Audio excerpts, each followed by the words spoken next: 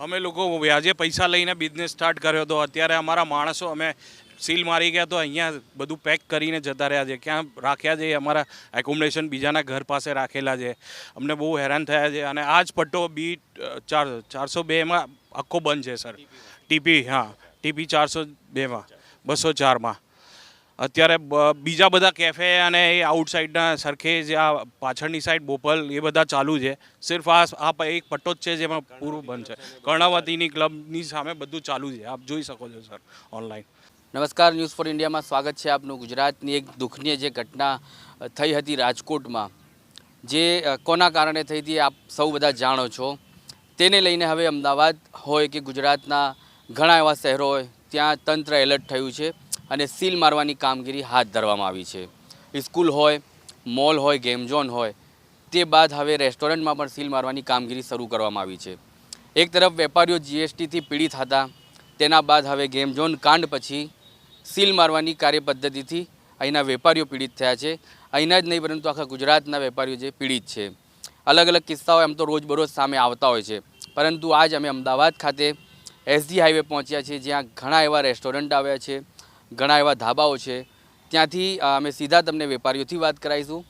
શું છે અહીંની હકીકત, કેમ એમને અહીંની જે રેસ્ટોરન્ટો છે તેને સીલ કરવામાં આવી છે, કેટલીક જગ્યાએ તેમને નોટિસ પણ આપવામાં નથી આવી અને કારણો પણ બતાવવામાં નથી આવ્યા. કોઈ પુરાવા તેમને રજૂ કરવા હોય તો તેનો પણ સમય આપવામાં આવ્યો નથી. સીધા જ અમે અહીંયા વેપારી મંડળથી વાત કરીશું શું છે હકીકત અને શું માંગ છે તેમની. આટલા બધી સંખ્યામાં લોકો ભેગા થયા છે, આવનાર દિવસોમાં તેમની શું પહેલ રહેશે સરકારને રજૂઆત કરવાની? નમસ્તે. છેલ્લા અમુક દિવસોમાં રાજકોટની જે દુઃખદ ઘટના બની છે એને સમજીને અમે લોકો અત્યારે રેસ્ટોરન્ટ ઇન્ડસ્ટ્રીને ખાસ ટાર્ગેટ કરીને બંધ કરવામાં આવેલી છે. ઓચિંતા જ કોઈ જાતના નોટિસ વગર અને અમુક નોટિસ મારીને સીલ કરી ગયા છે, જેના નિયમ હજી અમને ખ્યાલ નથી અથવા અમને સમજાવવામાં નથી આવી રહ્યા. મૂળ મુદ્દા છે કે અમુક જગ્યાએ જે પરમિશન અત્યાર સુધી નહોતી એ બાબતે બંધ કરેલ છે. તો એના માટે સરકારની અમારી નમ્ર વિનંતી છે કે અમને ગાઈડ કરે કે શું નિયમ છે અને એના માટે શું કરવું જોઈએ. એના માટે સપોઝ હજી નિયમ બને છે તો અમને એના માટે સમય આપે અને આગળ ગાઈડ કરે. આ રીતે બંધ થયેલું છે ઓચિંતા જ. ઓવરનાઇટ આવીને વહેલા સવારમાં બધી જગ્યાએ જે રીતે સીલ મારી ગયા છે, સ્ટાફને અમે લોકોએ અત્યાર સુધી ઘણા દિવસોથી સાચવી રાખેલો છે, પણ હવે આગળ કેટલા દિવસ સુધી અમે સાચવી રાખશું? એક ગાઈડલાઇન્સ કંઈ ડિક્લેર થાય તો અમને બી આગળ ખબર પડે. ને અત્યારે જેટલા લોકો ભેગા થયા છે એમાં બધાનો ભેગા થઈને 1500થી 2000 માણસોનો સ્ટાફ છે. હવે એ લોકો બેરોજગાર થશે અથવા એ લોકો ક્યાંય ને ક્યાંય આગળ અમે અત્યારે બધા એ લોકોને શાંત કરીને બેસાડેલા છે કે કંઈ નિર્ણય આવશે.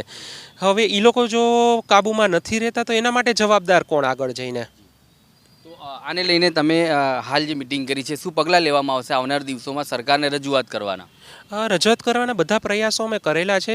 બધા લેવલ પર અમે મળેલા છીએ, મેયર સુધીને બી મળેલા છે અને એ લોકોનું આશ્વાસન અમને મળેલું છે કે અમે લોકો પૂરતા કરીએ છીએ કે તમારો ઇસ્યુ જેટલો બને એટલો જલ્દી સોલ્વ થાય. પણ આ વસ્તુને હવે ઓલમોસ્ટ 15 દિવસ થઈ જવા આવ્યા છે અને કોઈ સોલ્યુશન આવતું નથી. 2-4 દિવસ થઈને ઠેલવાયા કરે છે.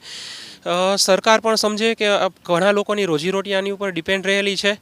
અમારા લોકોને બી અમુક લિમિટેશન છે, ક્યાં સુધી સાચવી શકશું. બધા ખર્ચાઓ રોજના નાનામાં નાના રેસ્ટોરન્ટના થઈને બી એવરેજ બધાના 25,000 થી 35,000 રૂપિયાના ખર્ચા છે. એ ધંધા વગર અમે ક્યાંથી પૂરા કરી શકીએ છીએ?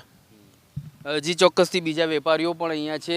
કેટલીક જગ્યા તો એવી પણ છે કે જ્યાં ખુલ્લા વાતાવરણમાં અને ખુલ્લી જગ્યાએ તેને રેસ્ટોરન્ટ તરીકે બનાવવામાં આવી છે, તો ત્યાં ફાયર સેફટીની જરૂર કેમ પડી છે સરકારને હાલ આવા સમયે? સરકાર પાસે જ કોઈ અત્યારે એસઓપી નથી કે આમાં શું થઈ શકે શું ના થઈ શકે. 90% જગ્યા ઓપન છે, એન્ટ્રી એક્ઝિટ પ્રોપર આપેલા છે, બધી જગ્યાએ બધા પ્રિકોશન લીધેલા છે, બધાની પાસે ફાયર ઇન્સ્ટ્રક્શન્સ પૂરતા છે.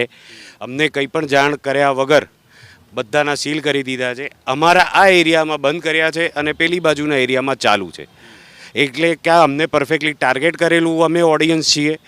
પેલી બાજુ ચાલુ છે તો એ કેમ ચાલુ છે, એમની પાસે શું બધી જ પેપરની રિક્વાયરમેન્ટ પૂરી થઈ છે એ પણ અમને નથી ખબર. અને અમને કોઈ સરકાર ગાઈડલાઇન અત્યાર સુધી નથી કરી રહ્યું કે તમારે આ કરવું પડશે, આ કરવું પડશે. બીયુ માગે છે પણ કાચા બાંધકામમાં બીયુ હોય જ નહીં. એ ગવર્મેન્ટનો રૂલ છે, અમારો રૂલ નથી. અને અહીંયા જેટલા બી રેસ્ટોરન્ટ કેફે છે બધા કાચા બાંધકામ ઉપર છે અને 90% જગ્યા ખુલ્લી છે. તો પણ આ વસ્તુ બની છે. સરકાર અત્યારે કોઈ જવાબ આપવા રેડી નથી. હાઈકોર્ટ ઉપર ઢોળે છે ને હાઈકોર્ટ સરકાર ઉપર ઢોળે છે, બીજું કંઈ આગળ ચાલતું નથી. ક્યાંક ને ક્યાંક એવું લાગી રહ્યું છે કે સબકા સાથ સબકા વિકાસના નારાવાળી સરકાર હવે ક્યાંક ને ક્યાંક દૂર થઈ રહી છે આ નારાથી. એક તરફ તો મોદી એમના પોતાના પરિવારના નારાને લઈને ઉતર્યા હતા, તો આજે પરિવાર રસ્તા પર કેમ રજી રહ્યું છે? અત્યારે જે અમને હેરાન પરેશાન અમે થઈ રહ્યા છીએ એ કોર્પોરેશનના કારણે, રિયલ એસ્ટેટના વિભાગના કારણે, કે જો એ લોકોની ડિમાન્ડ એક છે કે બીયુ, હવે જે જગ્યાની અંદર બીયુ પોસિબલ નથી, જે અમને અભિપ્રાય મળતો નથી.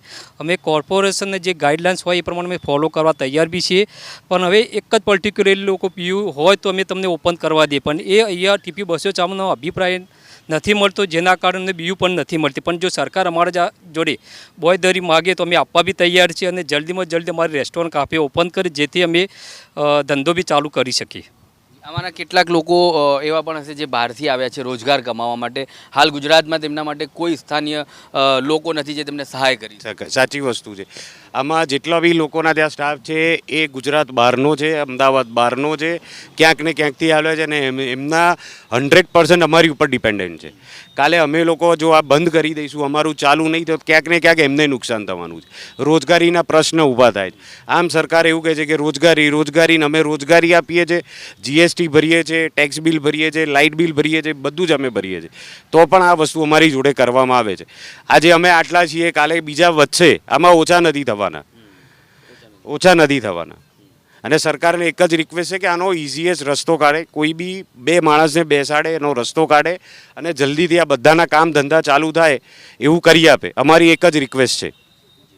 જી ચોક્કસથી આ લોકોની વહેલી તકે કામ ધંધા શરૂ થાય. એક તરફ તો જિગ્નેશ મેવાણીએ 25 તારીખ આપી દીધી છે રાજકોટ બંધના એલાન માટેની, અને ત્યાં જ અમદાવાદના વેપારીઓ સહિત ગુજરાતના વેપારીઓ પણ આંદોલન તરફ જવા ઈચ્છી રહ્યા છે. તો સરકારે આવા સમયે વિચારવું જોઈએ કે જો બે તરફના આંદોલન જો સડકો ઉપર ઉતરશે તો સરકારની ઘણી જે છે બદનામી સામે આવશે.